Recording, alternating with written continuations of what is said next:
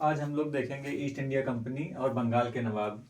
तो इसमें सबसे पहले हम लोग देखेंगे कि जो है बंगाल के नवाब जिन्होंने मुगल साम्राज्य से स्वतंत्र बंगाल की स्थापना की थी, उनमें सबसे पहला नाम आता है मुर्शिद कुली खां। ये बंगाल के पहले नवाब हुए हैं, मुर्शिद कुली खां। तो मुर्शिद कुली खां जो है 1713 से लगा के 1727 ईस्वी तक जो है ये बंगाल के नवाब रहते हैं। जो है इन्होंने जो राजधानी ढाका में पहले थी उसको मुर्शिदाबाद स्थापित किया। ढाका से राजधानी मुर्शिदाबाद स्थापित किया और इन्होंने मुर्शिदाबाद की स्थापना भी की थी। मुर्शिद कुली खां ने मुर्शिदाबाद की स्थापना की थी। इन्होंने इजारेदारी प्रथा और तकावी ऋण की शुरुआत की। इजारेदारी प्रथा और तकावी ऋण मतलब जो होता है कि एग्रीकल्चर के लिए एडवांस में जो ऋण दिया जाता है।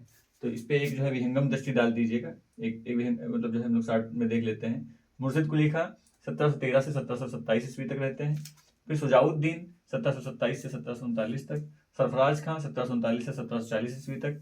फिर अलीवर्दी खां, ये सरफराज खां को जो है गिरिया के युद्ध में 1740 में जो गिरिया का युद्ध होता है, ये डेट ध्यान रखिएगा, इंपॉर्टेंट है काफी। आयोग ने कई बार पूछा है गिरिया का युद्ध कब होता है, 1740 में। इसमें अलीवर्दी खां जो है सरफराज खां को जो हरा के उसको जो है मार देते हैं। अलीवर्दी खां 1740 से 1756 ईस्वी तक जो है 16 साल तक शासन करते हैं। और अलीवर्दी खां ने बंगाल की समृद्धि को इतना ज़्यादा बढ़ा दिया कि जो है अलीवर्दी खां के टाइम पीरियड को कहा जाता है कि भारत का एक स्वर्ग था, मतलब भारत का स्वर्ग बंगाल बन गया। फिर इनके जो है दामाद सिराजुद्दौला 1756 से 1757 तक शासन करते हैं, मतलब वहाँ के बंगाल के नवाब बनते हैं। 1757 में ही प्लासी की लड़ाई होती है, 23 जून 1757 में। उसमें जो है सिराजुद्दौला की मृत्यु हो जाती है। फिर इसके बाद मीर जाफर को जो है अंग्रेज अपना पपेट बनाते हैं। इसको जो है क्लाइव का गीदड़ भी कहा जाता है मीर जाफर को। तो मीर जाफर जो है 1757 से 1760 तक बैठता है। फिर देख लीजिए ये जो है इसको अंग्रेज इतना पसंद करते थे कि इसको देखिए 2 बार बनाया है बंगाल का नवाब।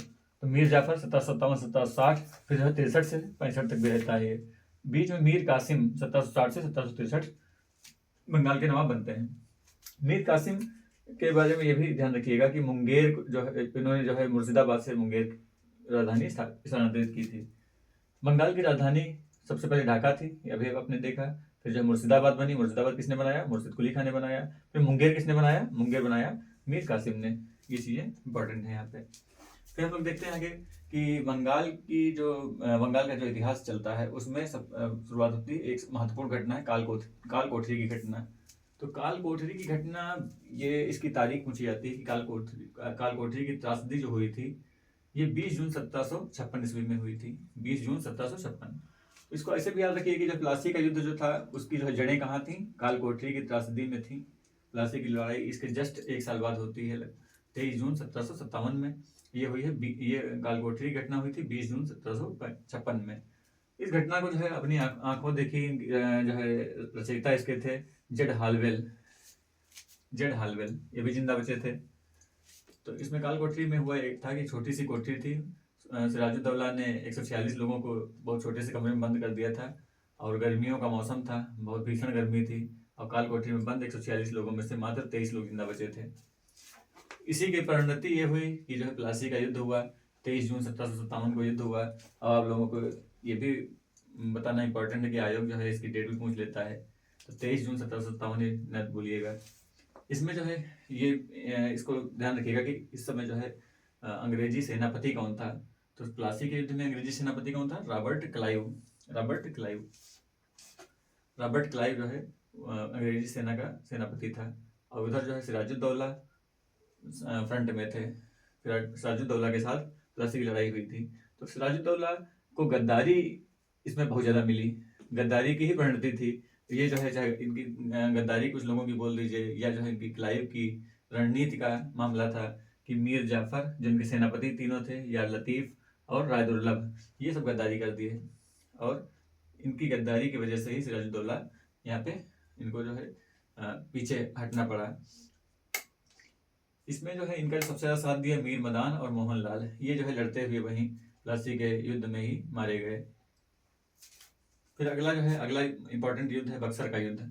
बक्सर का युद्ध हुआ था 22 अक्टूबर 1764 में।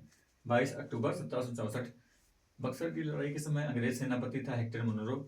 और उधर फ्रंट में 3 सेनाएं थी, मीर कासिम जो बंगाल का पहले नवाब हुआ करता था, और सुजाउद्दौला जो अवध के नवाब थे, और शाह आलम द्वितीय जो 1759 से 1806 ईस्वी तक मुगल सम्राट रहे, इनकी सेना, 3 लोगों की संयुक्त सेना, एक तरफ अंग्रेज और हार हुई तीनों की संयुक्त सेनाओं की।